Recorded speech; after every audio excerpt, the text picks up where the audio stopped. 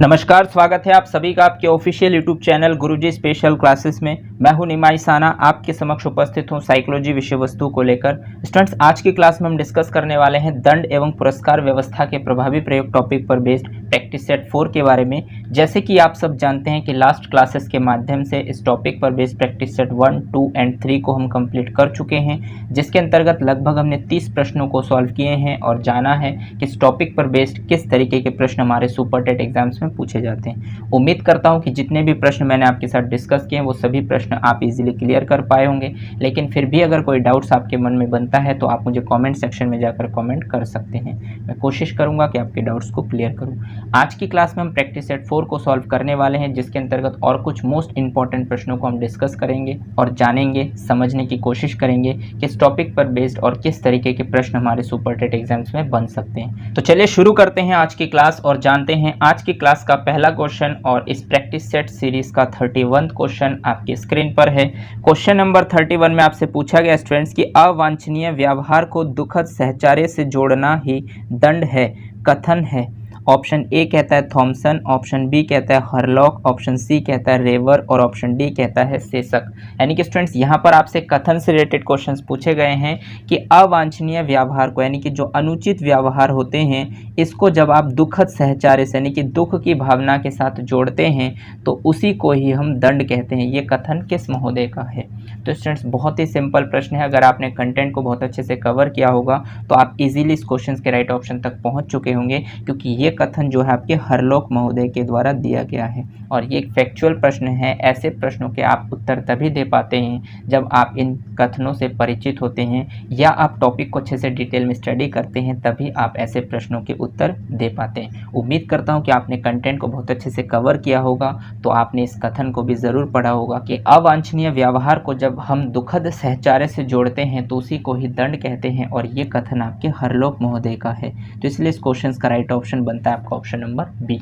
उम्मीद करता हूं कि आप मेरी बातों को समझ पा रहे हैं और क्वेश्चंस के राइट ऑप्शन तक भी इजीली पहुंच पाए होंगे। चलिए आगे बढ़ते हैं और देखते हैं नेक्स्ट प्रश्न आपसे क्या कहता है। तो नेक्स्ट प्रश्न क्वेश्चन नंबर 32 आपसे कहता है कि दंड के सिद्धांत नहीं है। यानी कि सिंपल सा प्रश्न आपसे पूछा गया है कि दंड के सिद्धांत नहीं है। तो दंड के कौन कौन से सिद्धांत है, इसके बारे में आपके पास जानकारी होनी चाहिए। और उम्मीद करता हूँ कि आपने कंटेंट को बहुत अच्छे से कवर किया होगा, तो आपको पता है कि हम दंड के कितने सिद्धांत पढ़ते हैं। तो इसके अंतर्गत कौन सा सिद्धांत नहीं है ये आपसे पूछा गया है। ऑप्शन ए कहता है सुधारात्मक सिद्धांत, ऑप्शन बी कहता है प्रतिरोधात्मक सिद्धांत, ऑप्शन सी कहता है प्रतिबोधात्मक सिद्धांत और ऑप्शन डी कहता है प्रतिशोधात्मक सिद्धांत। तो आपको बताना है कि इसमें से दंड के कौन से सिद्धांत नहीं है। तो स्टूडेंट्स, हमने कंटेंट वाले पोर्शंस में पढ़ा है कि दंड के 4 सिद्धांत होते हैं। उसमें एक सुधारात्मक सिद्धांत होता है, एक प्रतिरोधात्मक सिद्धांत होते हैं, लेकिन प्रतिबोधात्मक कहीं पर भी नहीं होते, और प्रतिशोधात्मक सिद्धांत भी होते हैं, जिसको हम प्रतिकारात्मक सिद्धांत भी कहते हैं। तो प्रतिशोधात्मक सिद्धांत, प्रतिरोधात्मक सिद्धांत और सुधारात्मक सिद्धांत,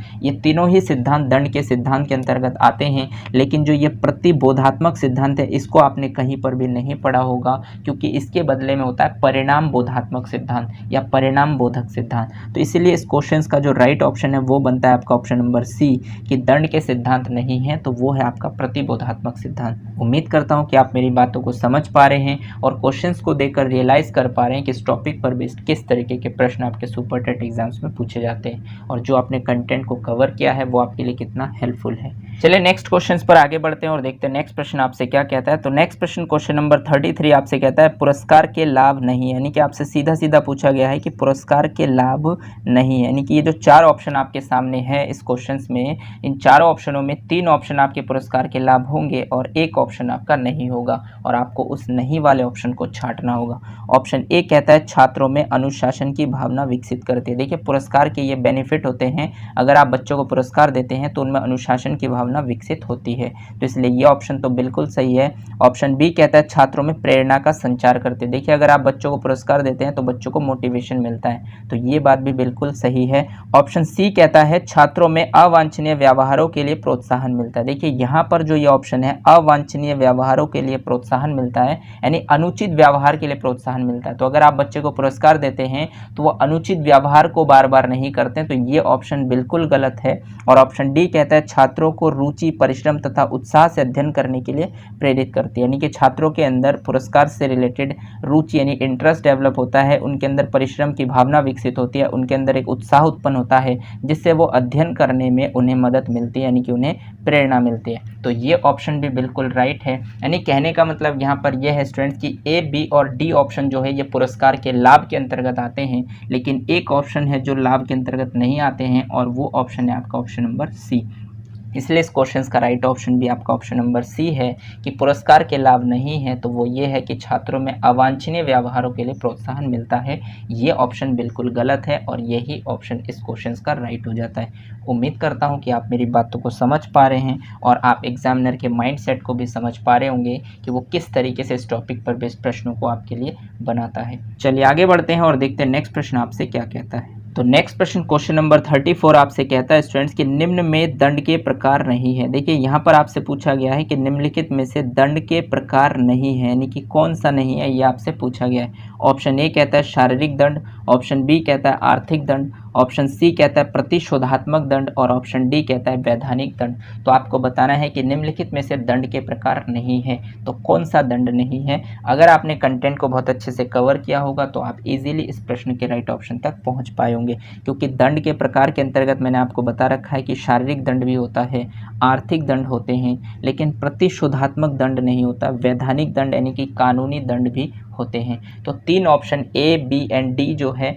ये बिल्कुल सही है, ये दंड के प्रकार के अंतर्गत आते हैं, लेकिन प्रतिशोधात्मक दंड नहीं होता, प्रतिशोधात्मक सिद्धांत होते हैं। ये दंड का एक सिद्धांत होता है जिसका नाम है प्रतिशोधात्मक सिद्धांत, यानी कि बदले की भावना से जब आप दंड देते हैं तो प्रतिशोधात्मक सिद्धांत के अंतर्गत आते हैं, जो दंड के प्रकार के अंतर्गत नहीं आते हैं। और यही इस क्वेश्चन का राइट ऑप्शन है, क्योंकि आपसे पूछा गया है कि निम्न में दंड के प्रकार नहीं है, तो कौन सा दंड के प्रकार नहीं है, तो वो है आपका प्रतिशोधात्मक दंड। उम्मीद करता हूं कि आप मेरी बातों को समझ पा रहे हैं और क्वेश्चंस के राइट ऑप्शन तक भी इजीली पहुंच पाए होंगे और रियलाइज़ कर पा रहे होंगे कि किस तरीके के प्रश्न इस टॉपिक पर बेस्ड आपके एग्जाम्स में पूछे जा सकते हैं। चलिए आगे बढ़ते हैं और देखते हैं नेक्स्ट प्रश्न आपसे क्या कहता है। तो नेक्स्ट प्रश्न क्वेश्चन नंबर 35 आपसे कहता है कि दंड का प्रयोग किया जाता है। देखिए दंड का प्रयोग किया जाता है तो कहाँ पर किया जाता है। ऑप्शन ए कहता है निषेधात्मक अभिप्रेरक के रूप में, यानी कि दंड का प्रयोग आप किस लिए करते हैं, निषेधात्मक अभिप्रेरक के रूप में, मतलब आप ऐसे अभिप्रेरक के रूप में कार्य करते हैं जिससे उस कार्य को रोका जा सके। तो बिल्कुल सही बात है, हम दंड का प्रयोग निषेधात्मक अभिप्रेरक के रूप में करते हैं। ऑप्शन बी कहता है अवांछनीय व्यवहारों को रोकने के लिए, यानी कि जो अनुचित व्यवहार बच्चे करते हैं उनको रोकने के लिए आप दंड का प्रयोग करते हैं। ऑप्शन सी कहता है सुधारात्मक साधन के रूप में, मतलब आप सुधार करना चाहते हैं तो सुधारात्मक साधन के रूप में आप दंड का प्रयोग करते हैं। तो तीनों ही ऑप्शन आपके राइट है, तो बचा हुआ ऑप्शन आपका है उपयुक्त सभी। इसका मतलब इस क्वेश्चन का राइट ऑप्शन बनता है आपका ऑप्शन नंबर डी कि दंड का प्रयोग हम उपयुक्त सभी कारणों के लिए करते हैं। उम्मीद करता हूं कि आप मेरी बातों को समझ पा रहे हैं और क्वेश्चंस के राइट ऑप्शन तक भी इजीली पहुंच पाए होंगे। चलिए आगे बढ़ते हैं और देखते हैं नेक्स्ट प्रश्न आपसे क्या कहता है। तो नेक्स्ट प्रश्न क्वेश्चन नंबर 36 आपसे कहता है कि एक शिक्षक के रूप में पुरस्कार कब और कैसे देना चाहिए, यानी कि एक शिक्षक के रूप में मान लीजिए कि आप एक टीचर है तो इसके रूप में आपको पुरस्कार को कब और कैसे देना चाहिए ये आपसे पूछा गया है। ऑप्शन ए कहता है छोटी छोटी बातों पर पुरस्कार नहीं देना चाहिए। ऑप्शन बी कहता है पुरस्कार प्रदर्शन के तुरंत बाद देना चाहिए। ऑप्शन सी कहता है पुरस्कार निष्पक्ष ढंग से केवल योग्य छात्रों को सराहनीय कार्य को करने से देना चाहिए। और ऑप्शन डी कहता है उपयुक्त सभी। अब आपको बताना है कि एक शिक्षक के रूप में आप पुरस्कार को कब और कैसे देंगे। अगर आपने कंटेंट को बहुत अच्छे से कवर किया होगा तो पुरस्कार को मैंने बिल्कुल डिटेल में आपको बताया है, उसी तरीके से मैंने आपको दंड को भी डिटेल में बताया है। अगर आपने कंटेंट को बहुत अच्छे से कवर किया होगा तो आप इजीली इस प्रश्न के राइट ऑप्शन तक पहुंच पाए होंगे। तो इसके अंतर्गत मैंने आपको बताया है कि छोटी छोटी बातों पर आपको कभी भी पुरस्कार नहीं देने चाहिए, क्योंकि अगर आप पुरस्कार को देंगे तो बच्चों के लिए पुरस्कार का महत्व खत्म हो जाएगा, समाप्त हो जाएगा। तो इसलिए ये पॉइंट भी बिल्कुल राइट है। ऑप्शन बी कहता है पुरस्कार प्रदर्शन के तुरंत बाद देना चाहिए। ये बात भी बिल्कुल सही है कि जब बच्चा कोई परफॉर्मेंस देता है, कोई प्रदर्शन करता है तो उसके तुरंत बाद उसे पुरस्कार देना चाहिए, ताकि उसको एहसास हो सके कि मैंने ये कार्य इतना अच्छा किया होगा, इसी वजह से मुझे पुरस्कार मिला है। तो इसलिए ये ऑप्शन भी आपका बिल्कुल राइट होता है।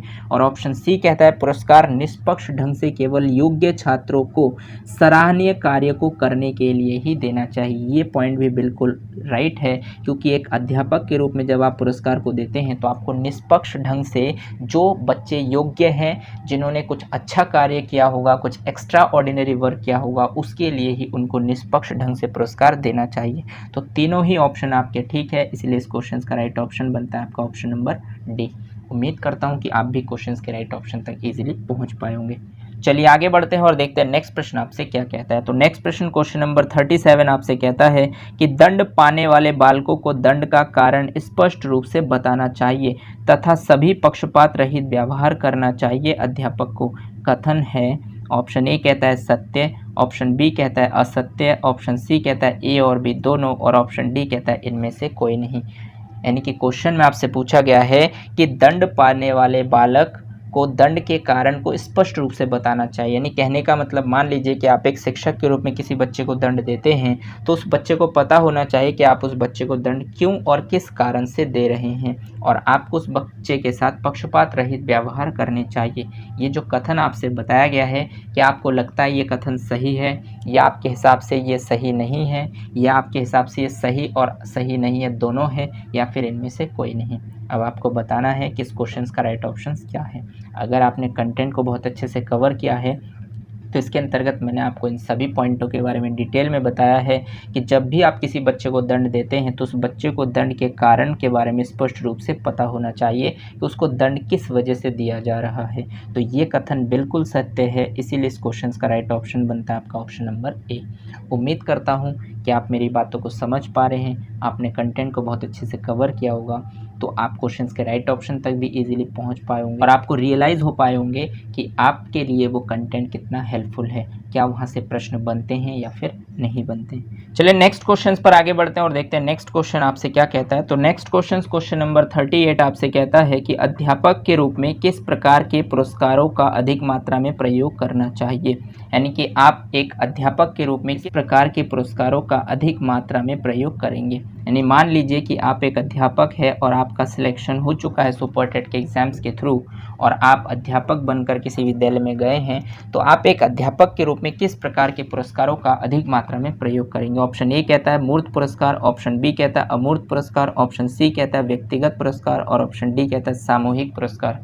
तो आपको किस प्रकार के पुरस्कारों का अधिक मात्रा में प्रयोग करना होगा या फिर आपको करना चाहिए। उम्मीद करता हूं कि आप क्वेश्चंस के राइट ऑप्शन तक इजीली पहुंच पाए होंगे, क्योंकि कंटेंट के दौरान मैंने इन सभी पॉइंटों पर डिटेल में आपसे बात की है कि एक अध्यापक के रूप में जब आप पुरस्कार का प्रयोग करते हैं तो आपको ज़्यादातर अमूर्त पुरस्कारों का प्रयोग करना चाहिए। यानी कि अमूर्त पुरस्कारों के अंतर्गत जैसे आपकी प्रशंसा हो गई या फिर कक्षा उन्नति या फिर पद उन्नति, ये जो पुरस्कार होते हैं स्टूडेंट्स, ये आपके अमूर्त होते हैं, जिनको आप देख नहीं सकते। आप बच्चे की प्रशंसा करेंगे, तारीफ करेंगे तो बच्चा खुश होगा क्योंकि उसको अमूर्त पुरस्कार मिला है और उस कार्य को दोबारा करने का प्रयास करेगा। तो इससे क्या होगा कि बच्चे के अंदर पुरस्कार का महत्व भी होगा और आपको बार बार मूर्त पुरस्कार देने नहीं पड़ेंगे, क्योंकि अगर आप बार बार मूर्त पुरस्कार देंगे तो बच्चों के अंदर से वो महत्व समाप्त हो जाएगा। इसलिए एक अध्यापक के रूप में ज़्यादातर आपको अमूर्त पुरस्कारों का प्रयोग करना चाहिए। इसलिए इस क्वेश्चन का राइट ऑप्शन बनता है आपका option number B.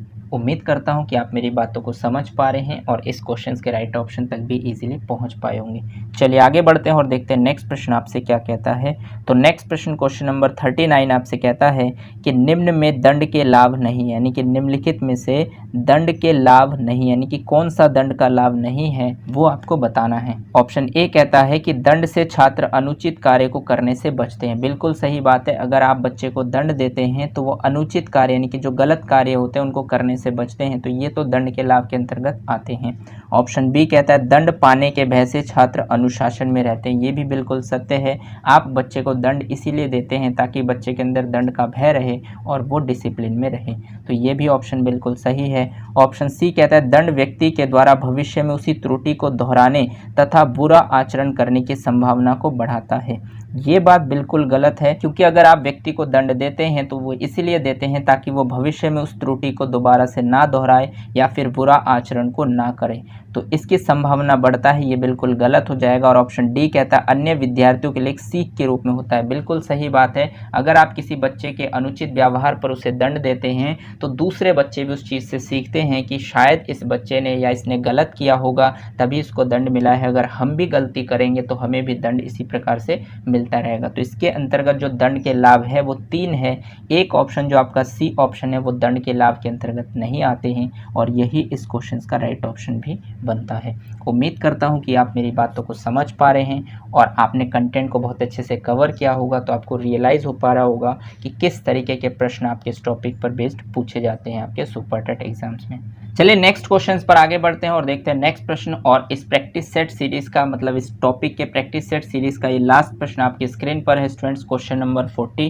Question number 40 में आपसे पूछा गया है कि शैक्षिक परिस्थितियों में किस प्रकार के पुरस्कारों को देना अधिक उचित माना जाता है, यानी कि शिक्षा के क्षेत्र में किस टाइप के पुरस्कारों को देना अधिक उचित माना जाता है, ये आपसे पूछा गया है।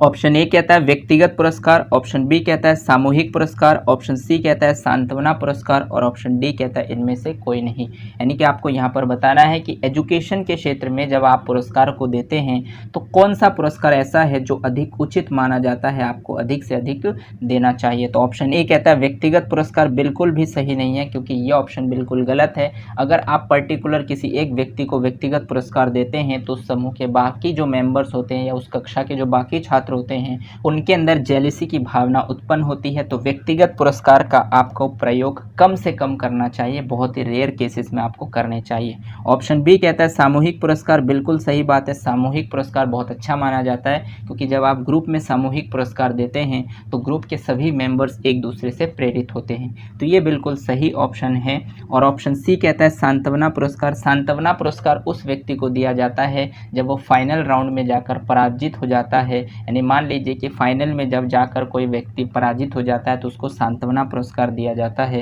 यानी कि उसकी तारीफ की जाती है, उसकी अप्रिशिएट की जाती है, उसको मोटिवेट किया जाता है। तो ये जो सांत्वना पुरस्कार है ये अधिक उचित नहीं माना जाता है, तो इसलिए ये ऑप्शन भी नहीं हो सकता। और ऑप्शन डी आपका कहता है इनमें से कोई नहीं, तो इसका मतलब ये ऑप्शंस भी आपका नहीं है। तो शैक्षिक परिस्थिति में अगर हम देखें चारों ऑप्शनों में तो सामूहिक पुरस्कार ही ऐसा पुरस्कार है जिसका प्रयोग अधिक मात्रा में किया जाना चाहिए और इसको अधिक उचित माना जाता है। उम्मीद करता हूं कि यहाँ तक जितने भी प्रश्न मैंने आपके साथ डिस्कस किए उन सभी प्रश्नों को आप इजीली क्लियर कर पाए होंगे, लेकिन फिर भी अगर कोई डाउट्स आपके मन में बनता है तो आप मुझे कमेंट सेक्शन में जाकर कमेंट कर सकते हैं। मैं कोशिश करूँगा कि आपके डाउट्स को क्लियर करूँ। स्टूडेंट्स एक और बात मुझे आपसे करनी है, जैसे कि आप सब जानते हैं कि आपके सुपर टेट में साइकोलॉजी के सिलेबस के अंतर्गत जितने भी टॉपिक्स आपको आयोग द्वारा दिए गए हैं उन सभी टॉपिक्स को मैंने बहुत अच्छे से कवर कराने की कोशिश की है। उम्मीद करता हूं कि आपने भी उन सभी टॉपिक्स को बहुत अच्छे से कवर किया होगा और उसके प्रॉपर नोट्स बनाए होंगे।